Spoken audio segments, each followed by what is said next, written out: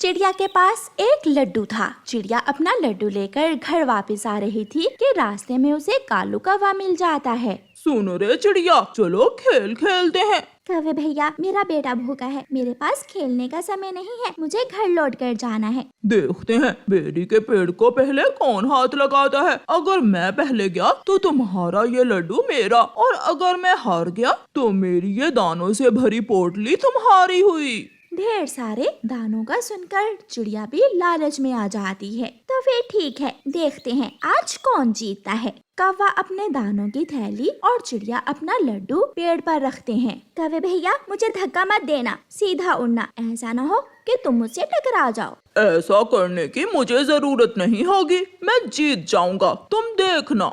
दोनों में रेस शुरू होती है। कौवा बहुत तेज उड़ता है और तेजी से उड़ता हुआ चिड़िया के पास से गुजरकर आगे निकल जाता है। चिड़िया अभी आधे रास्ते में ही थी कि कौवा बेरी के पेड़ के पास पहुंच जाता है। मैं जीत गया, अब तुम्हारा लड्डू मेरा हुआ।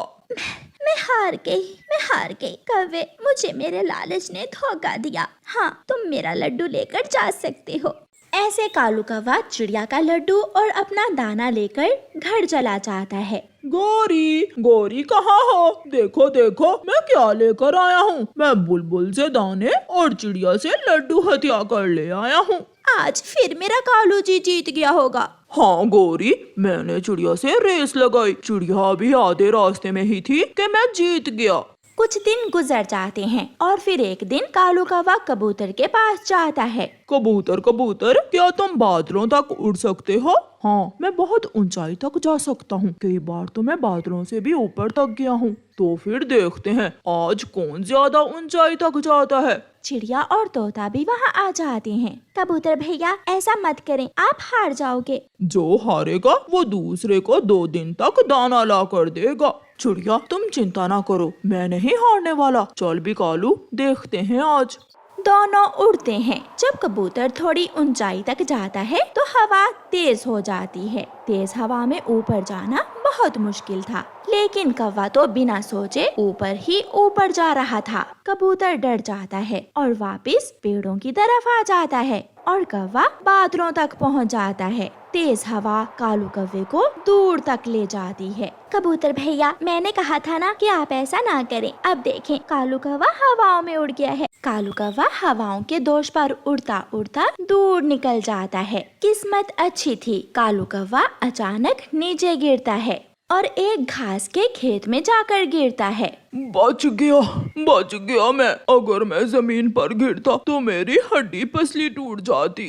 कौवा चिड़िया, तोते और कबूतर के पास जाता है। कौवे भैया, आप जिंदा हो? हम तो समझे थे कि आप नहीं बचोगे। अब मुझे कालू कहते हैं, कालू। चलो कबूतर, अब 2 दिन तक मेरा नौकर बन जा और मेरा दाना मेरे घर पहुंचा दे। कबूतर हार गया था। कालू जी, आज दाना नहीं लाए हो क्या? कबूतर मुझसे शर्त हार गया था, इसलिए अब 2 दिन तक कबूतर ही हमारा दाना लाएगा। ये सुनकर गोरी कौवी बहुत खुश होती है। मेरा कालू जी किसी से नहीं हारने वाला। मेरा कालू बहुत बहादुर है। कबूतर भी दाना लेकर आ जाता है। गंदी आंखों वाले, मेरे पति से मुकाबला करना कोई बच्चों का खेल नहीं है। देखो तो मेरे कालू जी के पंख कितने बड़े बड़े हैं। मेरे कालू जी से कोई नहीं जीत सकता। अगर हवा तेज न होती तो मैं ही जीतने वाला था। और कालू की तो किस्मत अच्छी थी जो घास पर गिरा। अगर किसी पत्थर से टकरा जाता तो कालू जीत कर भी हार जाता।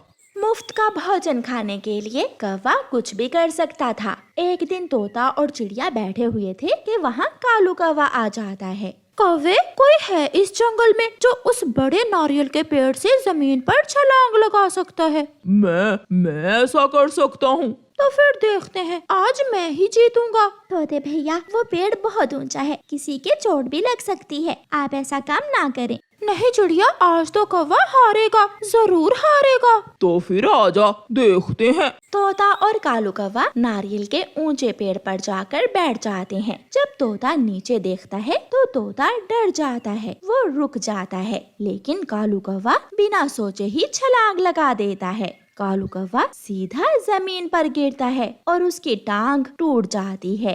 हाय मेरी टांग, मैं मर गया, मुझे बचा लो। तोता उड़ता हुआ वहाँ आता है, चिड़िया भी वहाँ आ जाती है। कौवे भैया, तुम्हारी तो टांग टूट गई है। कौवे, तुम जीत कर भी हार गए, टांग टूट गई तुम्हारी, अब तुम किसी से भी मुकाबला नहीं करोगे। बहुत बड़ी गलती हुई मुझसे, जो मैंने ऐसा किया, कोई मुझे मेरे घर पहुंचा दे। कौवा ऐसे बैठा रोता रहता है। चिड़िया को जंगल से जो भी रूखा सूखा दाना मिलता, चिड़िया वो दाना खाकर अपना पेट भर लेती, मगर कौवे सूखा दाना पसंद नहीं करते थे। वो तो कोई स्वादिष्ट और ताज़ा ताज़ा नरम दाना ही खाते थे। कौवे भैया, पहाड़ों के पास चने के दाने थे, मैं वो दाने खा कर आई हूँ, आप भी जाकर वो चने के दाने खा लें। ना भी चिड़िया, वो चनों के दाने सालों पुराने हैं, वो सूख चुके हैं, मैं तो नहीं खाऊंगा। कौवा अपने घर जाता है। गौरी, मैंने सारा जंगल घूमा है, कोई भी ढंग की चीज खाने को नहीं मिली।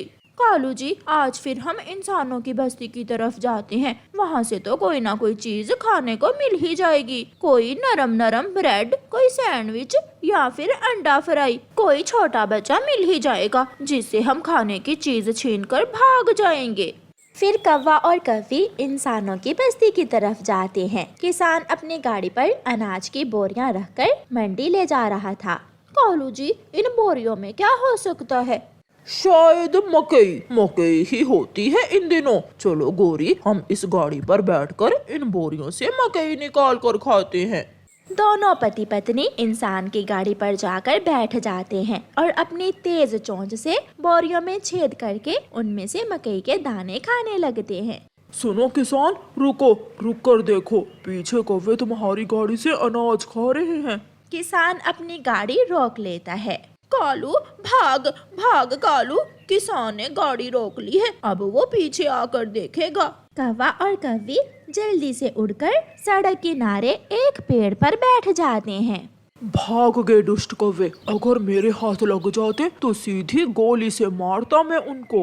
पेट भर लेने के बाद कौवा और कौवी अपने जंगल वापस लौट जाते हैं। दूसरे दिन चिड़िया तोते के पास जाती है। तोते तोते, आज हमें भोजन की खोज में दूसरे जंगल जाना है। सुना है वहाँ एक आमों का पेड़ है, जिस पर मीठे और रसीले आम लगे हुए हैं। चिड़िया, क्यों ना कौवे और कौवी को भी साथ ले जाएं, वो भी सूखा दाना खा खा कर तंग आ गए होंगे। फिर चिड़िया और तोता कौवों के घर आते हैं। कौवे भैया, आज तो हम मीठे फल खाने जा रहे हैं, आज तो आप हमारे साथ आ जाइए। वहाँ ढेर सारे आम है, हम सब बहुत मजा करेंगे, आम खाएंगे और झरने के पानी में नहाएंगे।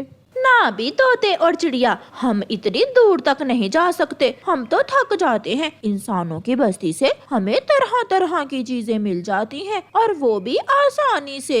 अभी कल हमने ताजा ताजा मकई के बीज खाए, एक दिन ब्रेड भी मिली थी, आज देखो क्या मिलता है। कौवे भैया, अगर वहाँ से स्वादिष्ट चीजें मिलती हैं खाने को, तो वहाँ खतरा भी होता है, क्या पता कब इंसान बंदूक की गोली चलाए और हम पक्षियों को मार दे। चिड़िया, जाओ, हमें ऐसे डराने की कोशिश न करो, हम तो इंसानों की बस्ती ही जाएंगे। ठीक है, जहाँ तुम्हारा जी चाहे वहीं जाओ। चिड़िया, चलो हम तो जाएं आम खाने। तोता और चिड़िया वहाँ से चले जाते हैं। कालू जी, आज मोटे हलवाई इंसान की दुकान से जाकर जलेबी खाते हैं, मुझे जलेबी खाए कई दिन हो गए हैं। तुम खाना जलेबी और मैं तो खाऊंगा समोसा, मुझे समोसा बहुत पसंद है। दोनों पति पत्नी इंसानों की बस्ती की तरफ चले जाते हैं। दोनों कौवे हलवाई इंसान की दुकान के पास एक पेड़ पर जाकर बैठ जाते हैं। तिरछी नजर से वो हलवाई भी कौवों को देख रहा था। इतना आसान नहीं है मेरी मिठाई खाना, दुष्ट कौवो। कालू, पहले तुम समोसा खाओगे या मैं जलेबी? गौरी, पहले मैं समोसा उठाकर भाग जाता हूँ और फिर बाद में तुम जलेबी उठाकर मेरे पीछे पीछे आ जाना। नदी पर मिलेंगे, बाय। कौवा उड़ता है और तेजी से झपटकर एक समोसा अपने पंजों में उठाकर भाग जाता है। हलवाई कौवे के पीछे भागता है, मगर कालू कौवा भाग गया था। छी छी, दुष्ट कौवा, आज फिर मुझे दाव लगा कर चला गया। ऐसा कहते हुए वो इंसान दरवाजे के पीछे छुपकर खड़ा हो जाता है। वो इंसान तो अंदर चला गया है, मौका अच्छा है जलेबी चुराने का। गोरी भी उड़ती है और जैसे ही गोरी जलेबी उठाने के लिए अपने पंजे नीचे करती है, वो इंसान दरवाजे के पीछे से ही डंडा गोरी के पाँव पर दे मारता है। जलेबी तो गोरी के हाथ नहीं लगती, मगर उसका पाँव जरूर टूट जाता है। गोरी किसी न किसी तरह वहाँ से भागती है। अब दोबारा ये कौवे यहाँ नहीं आएंगे। हाँफती हुई गोरी नदी पर जाती है और गिर जाती है। कालू, मेरा पाँव तोड़ दिया है उस हलवाई ने। क्या जलेबी मिली है तुम्हें या नहीं? मेरा समोसा तो बहुत स्वादिष्ट था। ये सब तुम्हारी वजह से हुआ है, मेरा पाँव तुम्हारी वजह से ही टूटा है, मैं छोड़ूंगी नहीं तुम्हें। मगर कालू कौवा वहाँ से भाग जाता है।